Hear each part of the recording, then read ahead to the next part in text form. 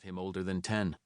Fen was a sickly child, but he helped his parents where he could.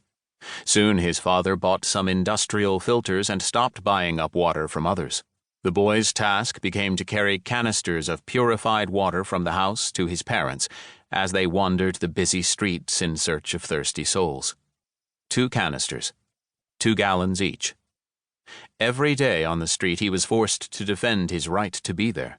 He was beaten, insulted, and demeaned, called son of a whore, Mongol monster, and mutant, due to the radioactive desert that North China had become. Fen patiently took the beatings, apologized, smiled, asked forgiveness, quelled the anger accumulating in his soul, and most of all, kept his hold on the canisters. Slippery like an eel, the locals said, amazed at how staunchly the mutant withstood pain, and treacherous as a wicked demon, a real Mogwai. The nickname stuck. It was a day like many others. Evening approached. Fen was almost home, just one long road to walk down and a street to cross. But Yi Yun ran out to meet him with a long switch in hand. "There you are!" He whistled loud, and the other boys came out like a pack of hounds, 6 in all.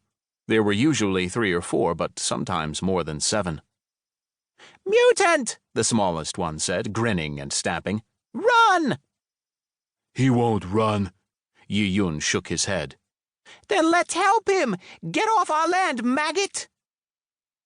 Better do what they say, Fen thought, picking up his canisters and tramping back where he came from. Whistles, curses, and small stones flew at his back. "Run, don't crawl! Go on!" Fen rushed home to jeers and whistles. If nobody stood in his way, he had a chance to close the door behind him and avoid a beating, at least for today. It had rained recently. Fen treaded on something slippery and fell right into a puddle, twisting his ankle. He jumped up and checked the canisters right away, sighed with relief. "I said get out of here!" Yi Yun struck first, with the switch. Fen curled up right in the puddle, covered his head with his arms. Strikes rained down on him, and then a voice suddenly spoke with authority. "Disappear!" And the bullies scattered without a moment's hesitation. Then the stranger addressed Fen. "Get up!" The boy raised himself out of the puddle, hiding the canisters behind his back. The man, leaning on a titanium cane, handed him a plastic bottle of UNB ration and spoke through his teeth, cigarette clenched between them. "I see them beating you every day through my window. You haven't once tried to run or fight back. Why?" Fen was starving. So first, without dropping the canisters, he contrived to gulp down the contents of the bottle before answering. "If I run," he said, "they'll just find me and beat me anyway.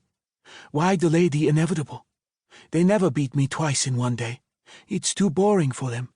If I fight back, then I'll lose anyway, because there are more of them and they're older. But they'll beat me a lot harder, and it'll be more fun for them that way. If they like it, they'll start doing it more." The stranger seemed surprised by such a reasonable response. Although Fen was filthy from head to toe, the man stretched out his hand. "My name is Du Mo Chao, but everyone calls me Du Crooked Tooth."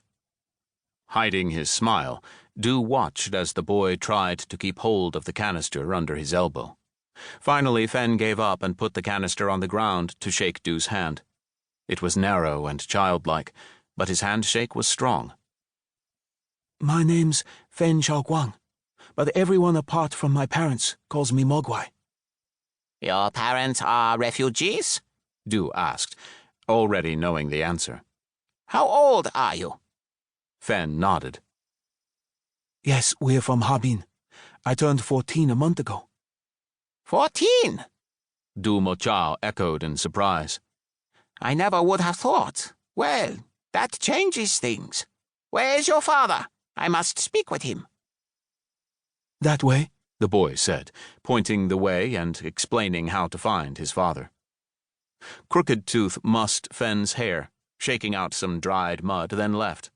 Fen's ribs hurt and his arms were bruised.